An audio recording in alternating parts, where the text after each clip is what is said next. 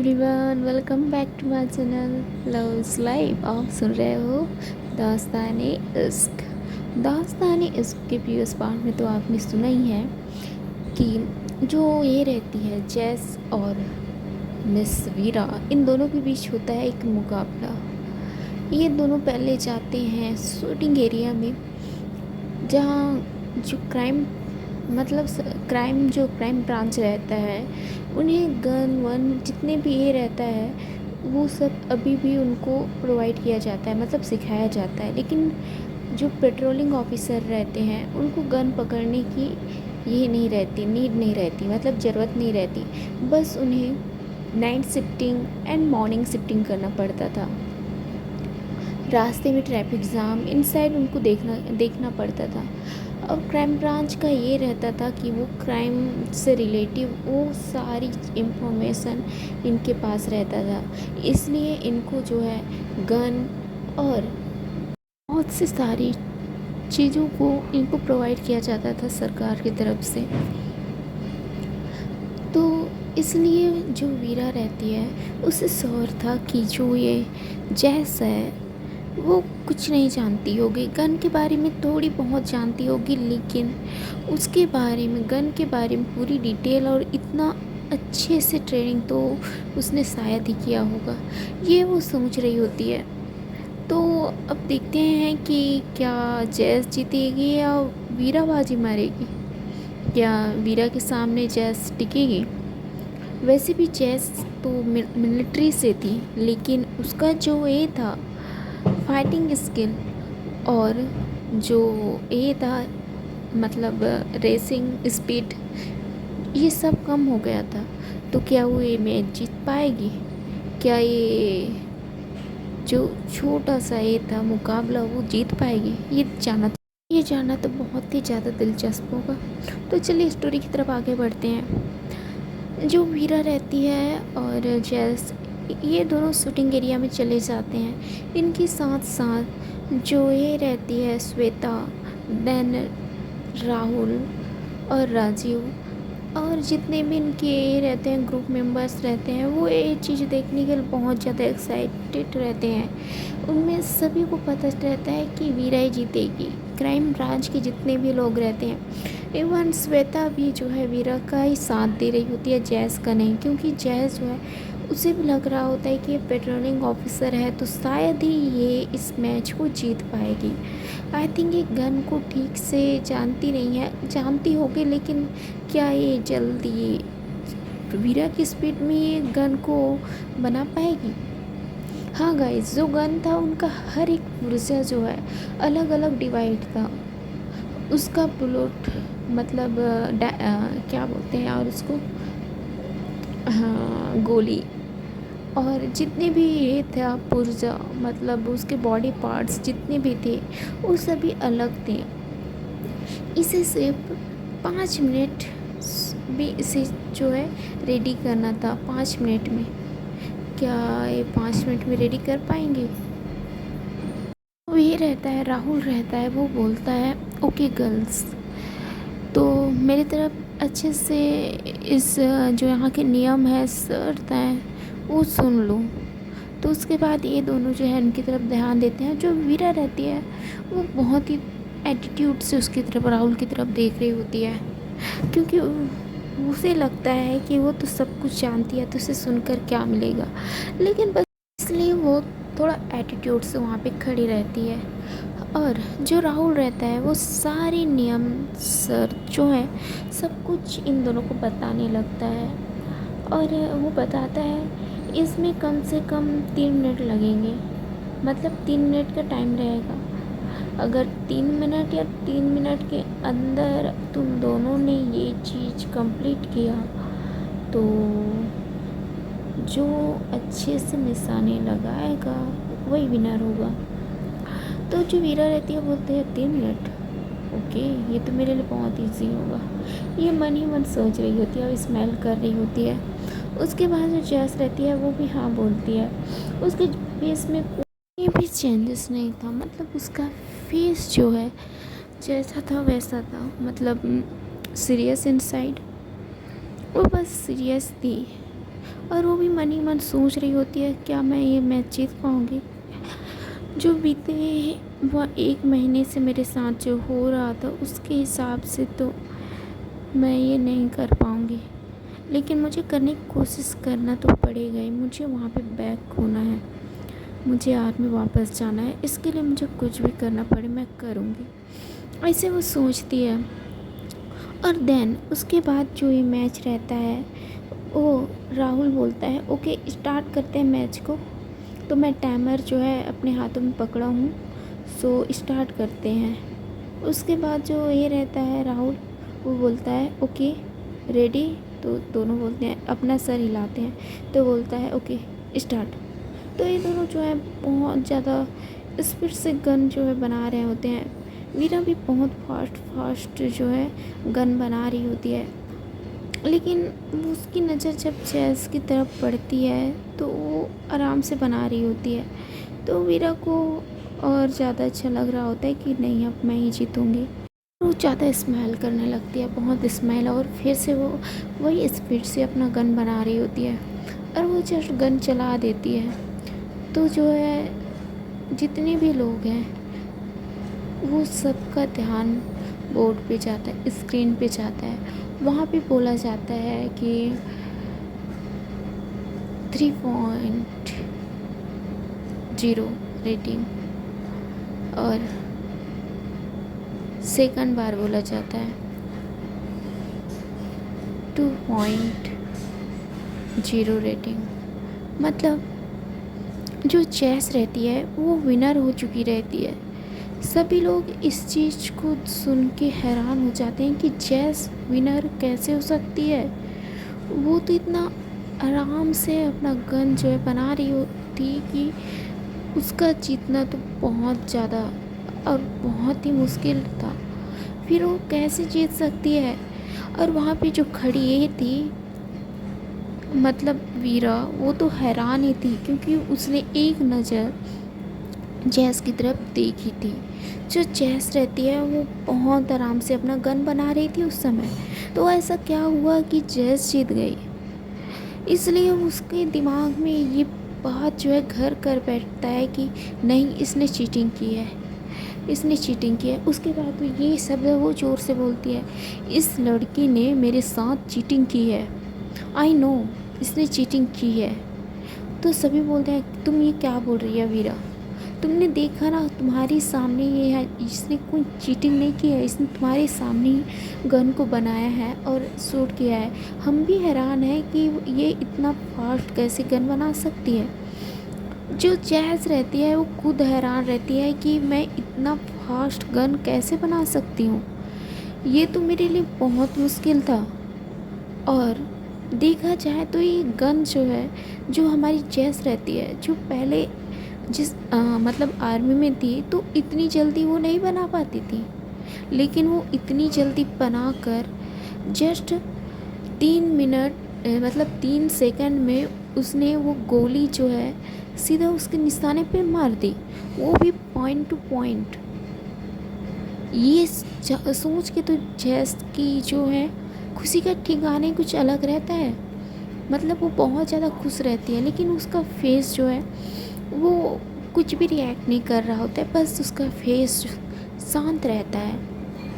और जो श्वेता रहती है वो भाई वो तो हैरान ही रहती है और बोलती है वाह यार इस लड़की का तो गन स्किन बहुत ही ज़्यादा फास्ट है, तो ये पेट्रोलिंग ऑफिसर क्यों है, ये क्राइम ब्रांच में है क्यों नहीं, ये सोच रही होती है। जो राजेश रहता है वो तो और ज़्यादा इम्प्रेस हो जाता है जैसे, क्योंकि उसकी जो स्टाइल, उसकी खूबसूरती, प्लस उसकी इंटेलिजेंट, प्लस उसका ये शूटिंग स्किल और उसकी ये स्पीड कमाल की थी। ये जो ये रहता है राहुल ये भी एब्जॉर्व करता है, लेकिन वीरा बोलती है नहीं मैं ये नहीं मान सकती। वो जैस की तरफ देखती है, बोलती है हे जैस, मुझे पता है कि तुमने चीटिंग की है, तो तुम मेरे साथ फाइटिंग करोगी। ऐसे बोलती है अगर तुमने फाइटिंग में मुझे हराया तो मैं मान जाऊंगी कि तुम जीत चुकी हो, ओके। तो जैस 1 मिनट सोचती है और अपना सर हिलाती है। तो जो ये रहती है श्वेता वो बोलते हैं जैस नहीं, हाँ मत बोलो, वैसे भी हम मुझे पता है, इन सबको पता है कि तुम जीत गए, सिर्फ इसको नहीं लगता है, तो इसको नहीं लगता तो छोड़ दो इसे, हमें लगता है, चलो यहाँ से। ऐसे ही जो श्वेता रहती है वो बोलने लगती है, तो जो ये रहती है जैस रहती है, नहीं अब तो ये होकर रहेगा, ऐसे बोलती है। और इन्हें जो है बॉक्सिंग एरिया में ले जाया जाता है। मैंने आपको पहले ही बताया था, इनको सभी चीज़ की सुविधा उस क्राइम ब्रांच में थी सीखने की, ट्रेनिंग के लिए, तो वहाँ पे वो भी था। तो वो फाइटिंग जो ये रहता है रिंग, वहाँ पे दोनों चले जाते हैं और इनके बीच जो है फाइटिंग स्टार्ट हो जाती है। और जो ये रहती है वीरा, हर बार वो जो है जैस के ऊपर एक से एक वार कर रही होती है, लेकिन जो जैस रहती है वो एकदम आसानी से उसके हर एक वार को ब्लॉक करके उसे पे वही वार कर देती थी, जिससे जो वीरा थी वो बहुत ज़्यादा फ्रस्ट्रेट हो जाती है और वो गुस्से से और ज़्यादा अपना गुस्सा का यानी कि अपने गुस्से के लेवल को बढ़ाते हुए अपने हाथों को और ज़ोर से चलाने लगती है। लेकिन देखते ही देखते वो 2 से 5 मिनट में वो थक जाती है और जैस इसी का फ़ायदा उठाती है और देन देखते ही देखते जो वीरा रहती है वो नीचे फ्लोर में पड़ी हो जाती है, मतलब सुस्त हो जाती है। और जो जैस के जो ग्रुप मेंबर्स रहते हैं उसे उठाते हैं और उसे पानी पिलाने लगते हैं और उसे देखते हैं कि उसे बहुत ज़्यादा चोट आई है और उसे क्राइम ब्रांच के पास जो हॉस्पिटल था, मतलब वहीं पे था, वहाँ पे उसे ले जाया जाता है, एडमिट किया जाता है। और दूसरी तरफ ये सब बहुत ज़्यादा हैरान रहते हैं और जो राजीव और राहुल और श्वेता रहते हैं वो उनके पास जाते हैं, मतलब जैस के पास जाते हैं, बोलते हैं यार तुम्हारी फाइटिंग स्किल इतनी अच्छी है, यहाँ तक कि तुम्हारी शूटिंग स्किल भी, स्पीड को तो ना ही पूछो, फिर भी तुम पेट्रोलिंग ऑफिसर क्यों हो, तुम्हें तो यहाँ पे क्राइम ब्रांच में होना चाहिए। तो बोलती है नहीं मुझे वही पसंद है, ऐसे बोल के वो वहाँ से निकलती है और बोलती है चले श्वेता। तो श्वेता स्माइल करते बोलती हाँ क्यों नहीं। इसके बाद ये दोनों जो है वहाँ से निकल जाते हैं और जो राजीव और राहुल रहते हैं ये इन दोनों को देखने लगते हैं और बहुत ज़्यादा स्माइल करने लगते हैं। और दूसरी ओर जो निधि रहती है जेनिफर की सेक्रेटरी, वो कहती है मुझे पता है कि ये लड़की मैम जेनिफर के साथ साथ के लिए आई है, मतलब पैसे के लिए आई है, आई नो। उसने ये भी पता लगाया रहता है कि ये पहले आर्मी में थी, लेकिन किसी कारण से उसे आर्मी से निकाला गया था। उसे तो अंदर की जानकारी बिल्कुल नहीं थी, लेकिन उसे समझ आता है कि उसे किसी कारण से निकाला गया था, तो उसे लगता है कि सब गलती जो है जैस की होगी, इसलिए उसे उस एकेडमी मतलब उस आर्मी ब्रांच से निकाला गया था। जो आर्मी ब्रांच था वो 29 पे था, मतलब बहुत लो रैंकेड आर्मी ब्रांच था ये। यहाँ पे बहुत ही जो ये किस्म के लोग थे, मतलब आप समझ सकते हैं नौसिखिया लोग, इसमें ज़्यादा से ज़्यादा लोग जो है नौसिखिया थे। और इस ब्रांच की कोई उतना ख़ास इज्जत ही नहीं करता था, उस ब्रांच से ये रिलेटिव है, तो ये हैरान हो जाते हैं, मतलब निधि जो है हैरान हो जाती है। प्लस उसे लगता है कि ये, मुझे लगता है ये ज़रूर मैम की पैसे के लिए आई है, आई नो। और उसने ये भी पता लगाया रहता है कि वो एक पेट्रोलिंग ऑफिसर रहता है। और दूसरी तरफ रात के 8 बज चुके रहते हैं और वो सीधा निकल जाती है अपने जॉब के लिए, ड्यूटी के लिए। और वो उसी एरिया में जाती है जिस एरिया में वो जो हवलदार गया रहता है पेट्रोलिंग के लिए, उसी एरिया में अपने कुछ फ्रेंड्स के साथ चली जाती है। वो वहाँ पे जो है उसके जो ये रहते हैं वो दोनों सीनियर्स रहते हैं और जैस जो है जूनियर रहती है, उसके साथ ये लोग चले जाते हैं, मतलब ये तीनों चले जाते हैं। और उनके साथ जो दोनों लोग रहते हैं वो बोलते हैं देखो जैस तुम यहाँ पे न्यू हो, एक लड़की थी और एक लड़का था। वो बोलता है लड़का, तुम यहाँ पे न्यू थी हो, इसलिए तुम्हें यहाँ का कोई भी उतना खास जानकारी नहीं है, तो प्लीज़ यहाँ पे कोई ये मत करना, दंगा ना करना, मुझे बस यहाँ पे सिंपली तरीके से रहना है, ओके। तो जैस भी चुपचाप रहती है, हाँ बस बोलती है। उसके बाद सामने देखते हैं कि कुछ लड़के जो हैं एक लड़की को बहुत ज़्यादा सता रहे होते हैं, और ये जो पेट्रोलिंग ऑफिसर मतलब ये तीनों जो हैं वो चुपचाप खड़े रहते हैं, और जो जैस रहती है उन दोनों की तरफ देखती है और बोलती है सर वहाँ। तो जो लड़की रहती है इन तीनों को देखकर भागते हुए इनके पास आती है और बोलती है प्लीज़ सर मेरी हेल्प करो प्लीज़ मैम, वो लोग मुझे बहुत तंग कर रहे हैं प्लीज़। तो जो ये रहते हैं लड़के वो भागते हुए इनके पास आ जाते हैं, बोलते हैं उनकी तरफ देखते हुए, है ऑफिसर तुम यहाँ पे क्या कर रहे हो, जाओ यहाँ से। तो बोलते हैं जी जी जी जी सर हम जा ही रहे हैं, ऐसे बोलती है। वो लड़की जो इनको मदद के लिए इतना ये कर रही थी वो उनकी तरफ घूर के देखती है, बोलते तुम लोग क्या हो, ऑफिसर होने के बावजूद भी तुम लोग मेरी हेल्प नहीं कर रहे हो, इनको सर बोल रहे हो, ऐसे बोल के उन्हें बहुत कुछ बोल रही होती है। तो एक लड़का उसका हाथ पकड़ता है और उसे खींचते हुए ले जा रहा होता है। तो जैस जो है उसका हाथ पकड़ती है और उसे अपनी तरफ खींच लेती है। तो वो लड़का जो है गुस्से से उनकी तरफ देखता है, बोलता है किसने पकड़ा इसका हाथ, और वो उस ऑफिसर की तरफ देखता है तो बोलता है मैंने नहीं पकड़ा है सर। तो साइड में देखता है कि जैस ने पकड़ी है, तो उसकी तरफ देखता है, बोलता है हाय वर्दी में कितना निखर रहे हो मैडम जी, तो आपको तो वर्दी में रहना ही नहीं चाहिए, ऐसे बोलता है। वो उसे टच करने की कोशिश करता है, तो जो जैस रहती है अपने दूसरे हाथ से उसके हाथ को जो है मरोड़ देती है, जिससे उस लड़की के मुंह से चीख निकल जाती है।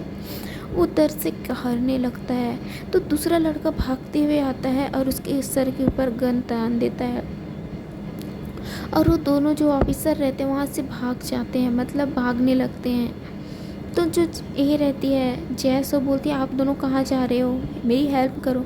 तो बोलते हैं मैंने तुम्हें पहले ही कहा था कि तुम्हें यहाँ पे कोई भी लफड़ा करने की ज़रूरत नहीं है, तो तुमने यहाँ पे किया क्या, ऐसे बोलने लगता है। तो उसके बाद ये दोनों वहाँ से चले जाते हैं, और वो जो लड़की रहती है वो और जैस ये दोनों एक साथ रहती हैं, और जो जैस रहती है उनसे फाइटिंग करना स्टार्ट कर देती है। वो गन उससे छीन लेती है और उसकी तरफ पॉइंट कर देती है, तो सभी हैंड्स अप होकर खड़े हो जाते हैं।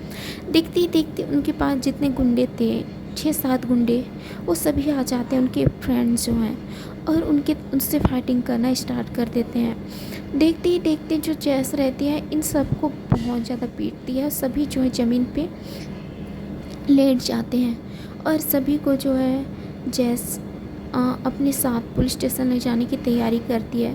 पहले वो देखती है कि वो दोनों ऑफिसर तो चले गए हैं, तो वो पुलिस स्टेशन में कॉल करती है, और वहाँ का जो एक ये रहता है मतलब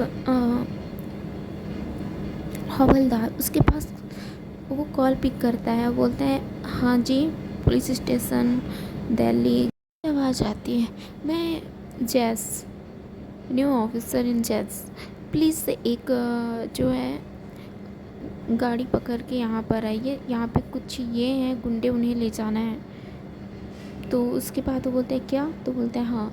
तो उसके बाद वो बात को सुन के एक गाड़ी को निकालता है जहाँ पे गुंडों को रखा जाता है, मतलब क्राइम किए रहते हैं उनको वहाँ पे रखा जाता है। उस टेम्पो को वहाँ से ले जाता है, और वो जिस एरिया में जैस ने बताया वहाँ ले जाता है, और देखता है कि वहाँ पे 10 लोग जो हैं नीचे पड़े हैं, वो भी बेसुध से। उन सबको जो हवलदार रहता है वो देखता है और जैस की तरफ देखता है, बोलता है मैम पर ये, तो बोलता है तो जैस बोलती है इन सबको सीधा वहाँ पे डालो। उसके बाद सभी को जो है वहाँ पे डाला जाता है। तो वो बोलता है अब मैम, तो बोलता है वो बोलता है जो हवलदार रहता है वो बोलता है अब क्या करना है मैम। तो जो जैस रहती है 1 सेकेंड रहती है, अपनी बाइक को वहाँ पे लाती है और बोलती है आप मेरे साथ बैठ जाइए, और हवलदार आप प्लीज़ इनको पुलिस स्टेशन के लिए ले चलिए। तो उसके बाद वो बोलते हैं ओके मैम।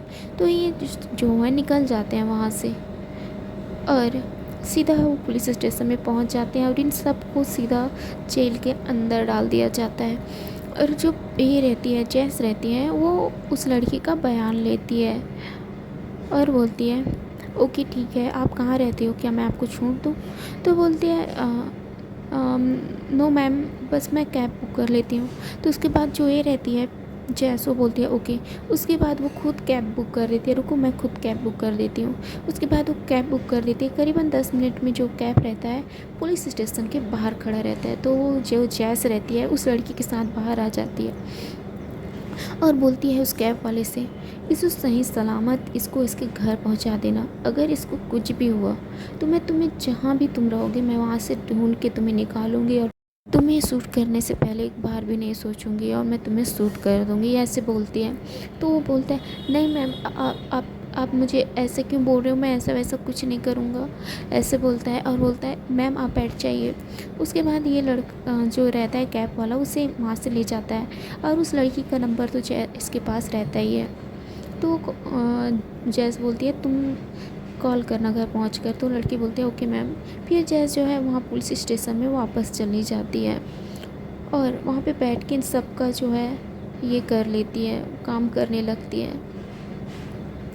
तो एक लड़का बोलता है तुम्हारी इतनी हिम्मत, तुम्हें तो मैं छोड़ूंगा नहीं, ऐसे बोलता है। तो जो जैस रहती है वो बोलती है देखते हैं क्या होता है, तुम मुझे छोड़ते हो या मैं तुम्हें छोड़ती हूँ, ऐसे बोलने लगती है। और चुपचाप वो अपना काम कर रही होती है और वो सभी लड़के जो है बहुत ज़्यादा शोर कर रहे होते हैं। तो जैस जो है गुस्से से बोलती है अगर तुम ऐसे ही शोर करते रहे तो मैं तुम लोगों को अच्छी कुटास लगाऊंगी। मतलब जो हवलदार की तरफ वो देखती है, जो हवलदार जो रहता है वो हट्टा कट्टा रहता है, उसकी तरफ देखती है। तो वो जो गुंडे रहते हैं उनकी तरफ, उसकी तरफ वो भी देखते हैं। तो सभी चुपचाप वहाँ पे बैठ जाते हैं, कोई हल्ला गुल्ला नहीं करते। तो जैस स्माइल करती है। और दूसरी तरफ जो जेनिफर रहती है वो एक पार्टी में चली जाती है और वहाँ से आती है और जो निधि रहती है उसे बोलती है आपको ये नहीं लगता कि आप जिस लड़की से आपकी शादी हुई है वो आपके लिए कुछ मकसद से यहाँ आई है? तो जेनिफर जो है समझ जाती है कि ये जैस के बारे में बात करती है, तुम्हारा क्या मतलब है?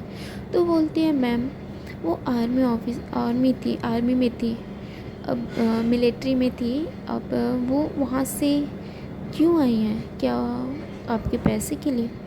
तो बोलती है देखो मुझे उससे कोई लेना देना नहीं है, वो मुझसे दूर रहती है तो मुझे भी उससे दूर रहना चाहिए, तुम उसके बारे में ज़्यादा मत सोचो, ऐसे बोलने लगती हैं। सो हे गाइस, स्टोरी के आगे की एपिसोड सुनने के लिए प्लीज़ मेरे चैनल को सब्सक्राइब करिए। देन स्टोरी कैसी लगी मुझे कमेंट करके बताइए। अब देखते हैं क्या जैस ने जो अभी कदम उठाया है उससे जैस के साथ क्या होगा, क्या जैस के ऊपर ही कुछ खतरा आ जाएगा, ये जानना तो बहुत ही ज़्यादा दिलचस्प होगा। स्टोरी में बने रहने के लिए प्लीज़ मेरे चैनल को सब्सक्राइब करिए, वीडियो अच्छी लगी हो तो लाइक करिए और शेयर भी करिए। Okay then, thank you so much my dear friend, and story enjoy करिए and good morning all of you. Then bye.